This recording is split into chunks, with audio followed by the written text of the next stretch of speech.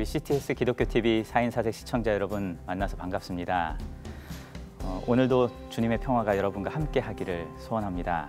오늘은 한국교회 안에 시작되었던 교회와 학교 이야기들을 여러분들과 함께 좀 나누려고 합니다. 그리고 우리 시대, 2020년을 사는 우리 시대의 아이들, 부모들, 우리는 어떤 현실 가운데 살아가고 있는지를 함께 이 시간 같이 생각해 보려고 합니다.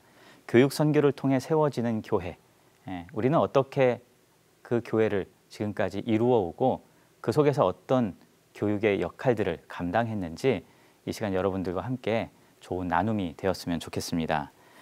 한국교회 역사에서 주일학교와 미션스쿨, 기독교 학교는 굉장히 중요한 역할을 했습니다. 초기 기독교 선교 이래로 교회가 행했던 이 교육의 역할이라고 하면 어찌 보면 우리 대한민국의 근대화 또 이 시절에 있었던 교육에 상당히 큰 영향을 미쳤다고 할 수 있습니다. 어쩌면 복음의 시작과 함께 세워진 교회와 학교가 지금 이 한국교회의 가장 기초가 되고 근간이 되었다고 해도 과언이 아닐 겁니다. 언더우드와 아펜셀러 이 선교사가 1885년 4월 부활절 아침에 이 제물포항, 지금의 인천에 첫 발을 내디뎠습니다. 당시 조선 땅에 기독교 복음이 들어온 것은 그 안에 가졌던 어찌 보면 이 땅 이민족 가운데는 정말로 희망의 기쁜 소식이 들어온 시절이라고 할 수 있습니다.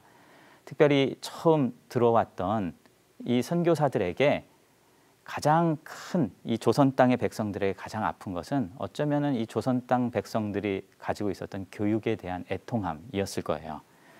사실 교육의 문제에 애통해 하는 마음으로 어쩌면 이 선교사들이 와서 가장 먼저 행했던 것들이 교회와 학교, 특별히 그 사회적으로 어려운 우리의 이웃들을 향한 사역들을 막 이루어가지 않았나 이런 생각이 듭니다. 무엇보다 양반과 상놈으로 나누어져서 철저한 가부장적이고 유교적인 그 사회 속에서 배운다는 것은 여성들이나 아이들, 일반 백성들에게는 상당히 닿기 어려운 그 삶의 자리라고 할 수 있었습니다. 그렇기 때문에 어쩌면 기독교 복음이 들어오면서 이 땅 위에 그 여성들과 아이들에게는 정말로 누구나가 다 배울 수 있는 배움의 기회가 그 안에 들어올 수 있었던 겁니다. 평생 부엌에서 자기 인생을 마무리할 수밖에 없었던 그 시절의 사람들에게 이 기독교 복음은 정말 기쁜 소식이 되어서 찾아왔다고 할 수 있습니다. 예배, 당시의 교회에서 일어나는 모든 교회의 신앙과 교육은 그냥 그저 우리가 드리는 예배나 찬송이나 기도나 혹은 주일학교, 단순한 교리나 성경을 배우는 것이 아니었습니다. 그리스도인으로서의 책임에 대해서 혹은 이 땅에 살아가는 백성의 의무에 대해서 혹은 이 나라, 이 민족을 어떻게 사랑해야 하는지에 대해서 그들은 교회에서 복음을 받아들이면서 함께 배우게 된 겁니다. 그렇기 때문에 일제강점기에 얼마나 많은 기독교인들이 그 안에 헌신했는지 우리는 역사에서 분명히 확인할 수 있습니다. 3.1운동, 거기에 참여했던 수많은 기독교인들, 교회 안에서의 그냥 우리들의 신앙과 삶이 아니라 이것이 세상 속에서 나라와 민족 가운데서 아주 역동적으로 말씀과 삶으로 드러난 한 예라고 할 수 있습니다. 초기 기독교 선교 시절부터 어쩌면 한국교회는 교육에 있어서 그런 선도적인 역할을 했다고 해도 과언이 아니에요. 이미 그런 것들은 지표로도 잘 나와 있습니다. 그 일제강점기 초창기에 조선 땅에 1908년에 897개의 교회가 있었다고 해요. 그 가운데 542개 교회가 세운 학교가 있었다는 겁니다. 얼마만큼 교회가 이 민족의 교육에 대해서 백성들에 대해서 가지는 마음이 컸는지를 우리는 이 지표상으로도 충분히 확인할 수 있습니다. 어쩌면 말씀과 신앙 안에 세워진 학교가 가장 어려웠던 우리 민족의 일제강점기 그 36년의 역사를 이끌어갔던 굉장히 중요한 믿음의 뿌리와 시초가 되었다고 할 수 있는 겁니다. 민족교육의 항일운동의 본산이 교회였던 거죠. 우리는 한국교회를 대표하는 목사님 한 분을 꼽으라고 하면 아마 돌아가신 우리 영락교회 한경진 목사님을 우리가 생각하게 될 겁니다.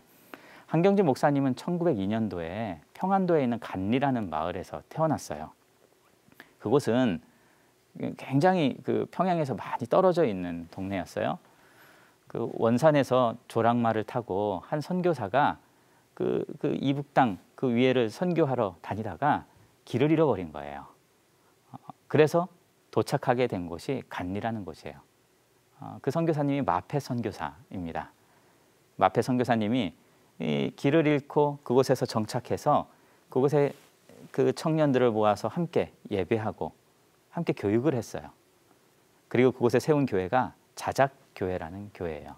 블레어라는 방위량 선교사님이 열심히 후원을 해서 그 교회가 학교를 세웠어요. 그것이 진광소학교라는 학교입니다. 한경진 목사님은 이 자작교회와 진광소학교를 통해서 성장한 거예요. 교회와 학교, 신앙과 교육 안에서 자라난 대표적인 인물이라고 할 수 있습니다. 한경진 목사님의 그 전기에 보면 그 한경진 목사님이 그 자기에게 영향을 줬던 두 스승에 대해서 이야기를 합니다. 두 명의 스승, 홍기두 선생님 또 우용진 전도사님, 선생님과 목회자가 어쩌면 자기에게 가장 인생에 있어서 영향을 준 두 스승이라고 하는 거죠. 교회와 학교가 한 사람을 키우기 위해서 마음과 뜻을 모은 겁니다. 거기에서 정말로 이 한국 교회에 너무 기라성 같은 인물이 등장할 수 있었던 거예요. 사람들은 영락교회를 한국교회를 대표하는 교회라고 생각을 합니다. 여러분들 영락교회를 어떻게 사람들은 이해하고 있을까요? 세상 사람들이. 영락교회를 우리가 인터넷에 들어가서 탁 치면 그 영락교회를 이렇게 소개를 해놨어요. 영락교회는 6.25 전쟁 때 사회사업도 많이 하고 초등교육도 또 상업고등학교 세워서 교육계에 크게 기여했다. 그러니까 영락교회를 사람들이 정보를 확인할 때는 교회가 교육계에 크게 기여한 교회라고 보고 있는 겁니다. 한경진 목사님이 그 진광소학교를 졸업하고 진학한 곳이 오산학교라는 곳이에요. 오산학교 하면 거기에는 정말로 너무너무 기라성 같은 두 분이 계셨죠. 남강 이승훈 선생님, 고당 조만식 장로님. 그곳에는 선생님들도 너무 훌륭했어요. 최만식 선생님도, 춘원 이강수도, 유영모 선생님도, 함석헌 선생님도. 이 오산학교를 통해서 우리가 잘 아는 주기철 목사님도, 김소월 같은 시인도 수많은 사람들이 배출됐죠. 어찌 보면 오산학교는 한국의 정신과 사상의 맥을 이어가는 학교라고 할 수 있습니다. 얼마 전에 그 북간도의 십자가라는 영화가 이렇게 상영을 했어요. 그것은 김야견 목사님 집안과 그 북간도에 정착했던 그리스도인들의 이야기예요. 김야견 목사님이 가족들을 데리고 북간도에 정착을 했습니다. 그곳에 가서 가장 먼저 한 것은 명동교회, 명동학교를 세우는 일이었어요. 그 교회와 학교에서 자라난 사람이 우리가 서시로 유명한 윤동주 시인이에요.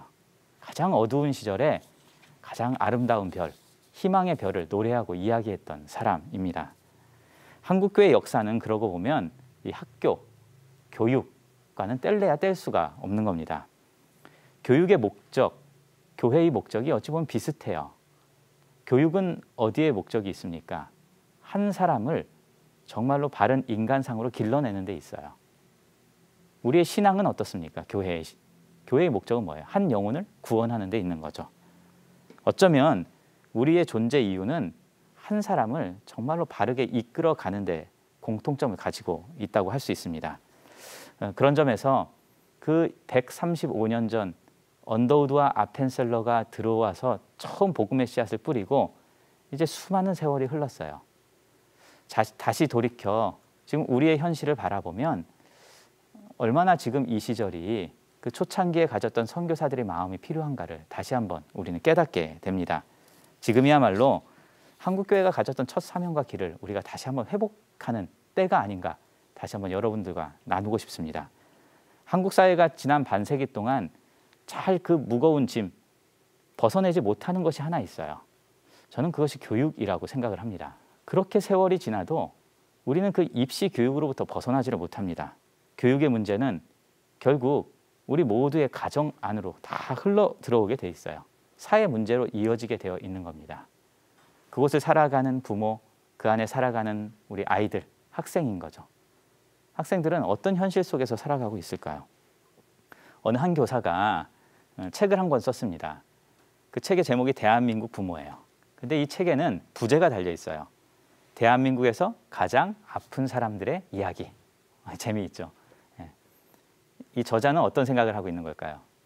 대한민국에서 가장 아픈 사람들이 누구라는 거예요? 부모라는 거예요, 부모. 아마 이 얘기를 하면 이제 공감하는 분들이 많이 있을 겁니다. 이 대한민국에서 부모로 산다는 게 쉽지 않은 일 같아요. 우리나라는 참 OECD 국가에서 청소년 자살률이 가장 높아요. 이미 행복지수가 바닥이에요, 바닥, 꼴찌예요. 예. 우리 아이들을 보면 요즘 시대 아이들이 되게 좀 무력하다고 이렇게 어른들은 생각해요. 실제 그렇죠. 되게 무기력한 아이들을 만나는 거죠. 그러다 보니까 청소년기, 사춘기를 지나면서 부모와 아이들의 갈등은 아주 극에 달하게 됩니다.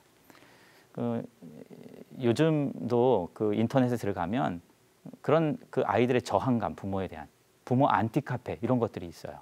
청소년들이 가정에서 그 엄마와 아빠와 이야기 나눌 때 가장 많이 듣는 이야기가 뭘까요? 예. 학생들에게 물어봤습니다. 엄마가 어떤 얘기를 가장 많이 하니? 뭐라고 얘기할까요? 아이들은 이 얘기를 가장 많이 듣는 거예요. 공부해라? 공부했니? 공부할까? 공부해야지? 공부는 언제 하니? 공부했어? 이젠 공부해야지. 그렇게 해서 되겠니? 네, 그럴 줄 알았다. 공부도 안 하더니. 제가 이 각양각색의 억양을 가지고 이 공부 이야기만 해도 제가 이 시간 끝까지 다 할 수 있을 거예요. 아이들은 어쩌다 부모님과 대화하면 늘 공부로 시작해서 공부로 끝난다는 거예요. 저희 집에도 고등학생이 둘이나 있는데 그렇게 생각하니까 갑자기 좀 미안해지게 되는 거예요. 예. 아이돌 가수 얘기할 때도 공부로 다 기결이 돼요. 엄마 방탄 BTS가 빌보드 차트에 올랐어요. 그래? 참 잘했네. 봐라. 너도 공부 열심히 해야지. 봉준호 감독이 아카데미상을 받았어요. 그래? 정말 좋은 일이네. 봐라. 얼마나 공부를 열심히 했겠니? 가서 공부 열심히 해야지. 엄마, 내가 오늘 학교에 갔는데 우리 반 애가 달려가다가 넘어져갖고 팔이 부러졌어. 어이구, 어떻게 하다 팔이 부러졌대? 봐라 응? 그렇게 막 뛰어다니고 하더니 넌 자리에 앉아서 공부 열심히 해야 돼? 이 모든 것이 우리는 공부로 다 연결시킬 수 있는 거예요. 해외로 여행을 가요. 공항에서 출발할 때부터 도착할 때까지. 야, 이번에 너 여행 갔다 오면 정말 열심히 공부해야 돼. 그래서 우리 아이들이 그래요. 대한민국의 엄마는 공부로 시작해서 공부로 끝을 맺을 수 있는 위대한 능력을 가진 사람이라는 거죠. 그러니까 대한민국이란 부모라는 책을 쓴 이분도 어쩌면 대한민국 사회가 진짜 부모를 잃어버린 세대가 아닌가, 이것을 우리에게 말해주고 싶은 겁니다. 근데 진짜 부모들은 왜 그럴까요? 부모된 우리들은 왜 그럴까요? 그것은 나 자신도 확신이 없기 때문에 그런 거예요. 무엇을 해야 될지, 어떻게 해야 될지. 그래서 다 어려움이 생기면 부모는 또 다 내 책임인 것 같아요. 그래서 실제 이 책을 쓰고 있는 저자는 그것은 부모의 책임도 아이의 책임도 아니라 우리 모두 공동체가 함께 그것들을 이루어 나가고 회복해야 되는 길이라고 우리에게 말해주고 있는 겁니다. 초등학교 1학년에서 고등학교 3학년까지 12년, 우리 학생들의 인생은 어떨까요? 저는 이 기독교 대안학교에서 15년을 지금 15년이 됐네요. 벌써 학생들을 가르치고 있습니다. 어느 날 제가 우리 아이들을 한번 이렇게 유심히 있게 바라봤어요. 아이들은 아침에 일어나면 어떻게 합니까? 씻고 밥 먹고 어디를 갑니까? 학교를 가는 거죠. 아이들은 집에서 학교를 가는 거예요. 근데 어느 날 학교에서 집을 가는 아이를 한번 생각해 봤어요. 근데 마치 아이들의 초등학교 1학년, 공교육에 들어오는 1학년부터 12학년, 고3이 되는 12년의 인생이 집에서 학교로 오는 것이 아니라 교실에서 집으로 가고 있는 인생 같은 거예요. 실제 그렇죠. 아이들의 대부분의 이 12년의 인생은 20평 남짓한 교실에 자기 자리는 한 평도 안 되는 자리 안에서 살아가는 거예요. 그래서 저는 생각을 했어요. 아이들의 인생은, 대한민국 아이들의 인생은 교실 인생이구나. 그래서 제가 어느 교회 교육 잡지에 그 12번에 걸쳐서 매달 교실 인생이라는 제목으로 1학년부터 고3까지 아이들을 한번 써본 적이 있습니다. 대한민국 아이들을 가리켜서 사람들은 이렇게 상상하지 못하는 아이들이라고 해요. 그런 자율성을 잃어버린 아이들이라고 하죠. 특별히 우리 아이들이 참 요즘은 좀비 영화가 유행하잖아요. 좀비 영화를 좋아해요. 왜 그럴까요? 어쩌면 그게 나하고 비슷한 삶의 자리에 있다고 생각하는지 모르겠습니다. 좀비가 뭡니까? 어찌 보면 자유롭게 표출할 수 있는 자기의 감각 기능이 마비된 채 살아가는 거죠. 어느 날 저희 그 학교에 17살, 17살이면 고등학교 1학년이죠. 꽃다운 시절인 거죠. 한 여고생 하나가 제 방에 찾아왔어요. 들어오자마자 책상을 치면서 우는 거예요. 엉엉 우는 거예요. 진짜 한 2, 3분을 계속 우는 거예요. 너무 힘들다는 거예요. 공부하는 것도 힘들고 내가 왜 이렇게 공부에 매여 살아야 되느냐는 거예요. 시간이 없다는 거예요. 국어도 공부해야 되고 영어도 공부하고 수학도 공부해야 되고 힘들어 죽겠어요 하면서 엉엉 우는 겁니다. 제가 한참 아이가 우는 걸 지켜봤어요. 아이를 보고 있으니까 아이가 막 울먹이는 것이 마치 한평생을 살아오고 신세 한탄하는 꼭 어르신이 앞에 앉아서 우는 것 같은 거예요. 어쩌면 세상에 나가기도 전에 점수로, 등수로, 학교로 자기 인생을 규정받은 정말 안타까운 한 대한민국의 아이 하나가 제 앞에 앉아서 마주하고 있다는 생각이 들었습니다. 제가 그 아이에게 어떻게 내가 이 아이를 위로해 줄 수 있을까? 아이가 어느 정도 진정이 된 다음에 제가 아이한테 이런 얘기를 했어요. 야, 얘가 넌 정말 충분히 잘하고 있는 거야. 그런데 목사님이 생각할 때 너가 나는 공부에 매여 있지 않으면 좋겠어. 공부에 매달리는 것은 학생이 할 일이 아니야. 도리어 공부가 너한테 매달리게 해주면 좋겠어. 그랬더니 이 친구가 저를 이렇게 빤히 쳐다보더라고요. 그러니까 너가 지금까지는 공부에 매달려 있었잖아. 방법이 있어. 그거는 너가 주도적으로 네가 공부를 정해주는 거야. 이전에는 수학이 너를 정해주고 영어가 너를 정해줬다면 이제는 국어, 수학, 과학, 영어 모든 과목을 네가 스스로 정해줘. 그래서 네가 하고 싶은 것을 해. 그러면 공부 입장에서 좀 서운하지 않겠냐. 이 수학 입장에서는 너는 영어만 사랑하는 거야? 왜 나에게 이렇게밖에 대해주지 않는 거야? 그렇게 얘기하지 않겠어? 목사님이 생각할 때 공부라는 것은 너 인생의 꿈을 만들어가는 하나의 도구일 뿐이지 그것이 전부는 아니야. 이 학생은 어떻게 들었을까요? 제가 이야기해 준 이 말을 이 학생이 어떻게 들었을까요? 대부분의 선생님들은 좀 멋있잖아요. 이렇게 얘기해 주면. 그럼 이 아이가 정말 감동받고 변화된 모습으로 나가는 뒷모습을 기대합니다. 저도 그렇게 생각을 했어요. 그런데 이 학생이 마음이 진정된 거는 맞아요. 다 울고 났으니까. 나갈 때는 똑같아요. 나가면서 그래도 힘든 건 똑같아요. 그러고 문을 콱 닫고 나가버렸어요.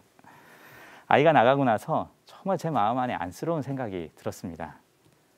17살 고1인데 너무 아름답잖아요. 꽃다운 시절인데 자기의 모든 인생을 대학 입시, 고등학교 3학년에 맞춰놓고 사는 인생.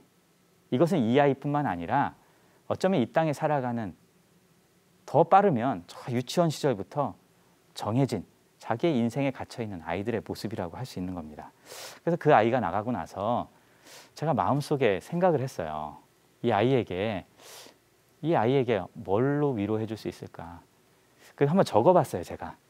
이런 시절을 살아가는 17살 청소년들에게 정말 이렇게 말해주고 싶은 거예요. 이 사랑하는 푸르른 청소년들, 너희들이 아름다운 시를 읽으면서 정말 감흥에 절은 너를 위해서 이 국어가 너에게 복종하게 해라. 깊고 푸른 산속을 걷고 오르면서 맑은 숨 들이마실 때마다 새소리 바람소리가 시대를 향해 걸어가는, 시대를 품고 걸어가는 역사가 되게 하면 좋겠다. 멋진 풍경을 만날 때 정말로 탄성하고 환호하는 것들이 그림이 되고 너의 작품이 되게 하면 좋겠다. 온 우주 만물의 조물주 되신 하나님 앞에 수학과 과학이 춤추게 하고 운동장을 달리고 예쁜 옷을 고르고 흘러나온 노랫소리에 맞춰서 춤을 출 때 체육과 미술과 삶이 너희들의 행복한 삶에 정말 다 아주 아름다운 액세서리가 되게 해라. 여러분, 이런 인생을 우리 아이들이 살아가야 되지 않겠습니까? 부모와 자녀, 교회 모두가 학교가 교육이라는 공통 본무 안에서 이 시대와 시절을 살아가고 있다는 생각이 듭니다. 이 땅에 처음 복음이 들어왔을 때 한국 교회는 한국교회는 교육에 대한 애통한 마음을 가졌어요. 거기서부터 복음은 이 땅에 정말로 살아있는 예수 그리스도의 살아계심의 증거가 되었던 겁니다.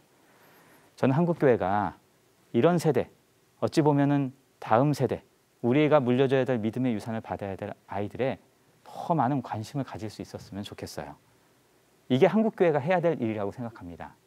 이것 지금 하지 않으면 우리는 교회의 미래를, 정말로 복음의 미래를, 그리스도의 살아계심을 잊어버릴 수 있게 되는 겁니다. 이런 교육의 부르심에 대한 응답으로 2011년 어쩌면 저와 제가 지금 섬기고 있는 교회, 학교가 정말로 그 걸음을 시작했다고 할 수 있습니다. 저희 신앙 공동체인 예수 길벗교회, 교육 공동체인 미랄 두레학교, 교육이라는 어쩌면 시대의 화두 안에서 그 걸음을 걸어가기로 결심한 거예요. 그래서 교회가 교육 순례의 길에서 예수님을 만나는 것이 저희 공동체가 가진 비전이고 꿈이고 현실인 겁니다. 일반적으로 우리는 교회와 학교를 생각하면 어느 한 곳에 이렇게 종속된 것을 생각해요. 교회가 학교를 세운다? 어쩌면 그런 모델, 아니면 학교 안에 있는 교회, 이건 아마 이전의 미션 스쿨의 모델일 수 있을 거예요. 요즘 기독 대안학교들은 교회가 세운 학교들이 많이 있어요. 그것은 아마 이제 재정적인 의존도가 그 안에 훨씬 클 수 있기 때문에 그런 것 같아요. 그런데 저희는 조금 다른 출발을 했어요. 출발선 자체가 좀 달라요. 교회와 학교가 각각의 독립적인 기관이면서 정말로 뗄래야 뗄 수 없는 끈끈한 연대와 연결 속에 있다고 할 수 있습니다. 사실은 2005년도에 학교를 시작하고 5년 정도 정말로 학교에 정말 아름다운 결과물들을 맛보게 됐어요. 하지만 2011년 나와서 새롭게 시작하면서 우리에게는 다른 학교의 걸음을 한번 생각해 보게 된 겁니다. 이전에 우리가 교회 안에 있었던 학교, 그 시절의 아름다움도 너무나 감동적인 스토리이지만 훨씬 더 건강한 하나님의 학교에 대한 꿈이 그 안에 생긴 거예요. 그래서 교회와 학교가 정말로 좋은 동반자, 파트너십을 가지고 함께 갈 수 있는 공동체를 우리가 꿈꾸고 만들게 된 거예요. 그것이 지금의 제가 섬기고 있는 예수 길벗교회. 교회 이름이 예쁘죠? 예수님과 함께 진리 대신 그 길 따라서 걸어가는 친구 되는 거죠. 예수 길벗교회는 어쩌면 이런 교육의 애통함을 가지고 시작했기 때문에 그 목회도 교육 목회, 교육 선교, 교육 운동이라는 큰 비전을 가지고 함께 사역을 하고 있습니다. 미랄 두레학교도 마찬가지예요. 미랄 두레학교도 그런 하나님 나라 교육의 큰 비전 안에서 아이들을 양육하고 가르치고 그곳에서 다시 그 꿈을 꾸어가고 있는 겁니다. 오늘 우리가 한국교회가 가져왔던 이 교회와 학교의 아름다운 동행, 그래서 시대와 역사 속에 그 자리를 굳건히 지켜왔던 모습을 우리가 함께 나눴습니다. 다음 주에는 우리가 어떻게 구체적으로 그런 교회와 학교를 함께 이루어가고 함께 세워가고 있는지 저희 섬기는 교회와 학교 이야기로 여러분들을 함께 만나도록 하겠습니다. 이 시간 함께 할 수 있어서 너무나 행복합니다. 다음 세대를 꿈꾸는 한국교회를 기대하며 다음 주에도 반갑게 만나도록 하겠습니다. 감사합니다.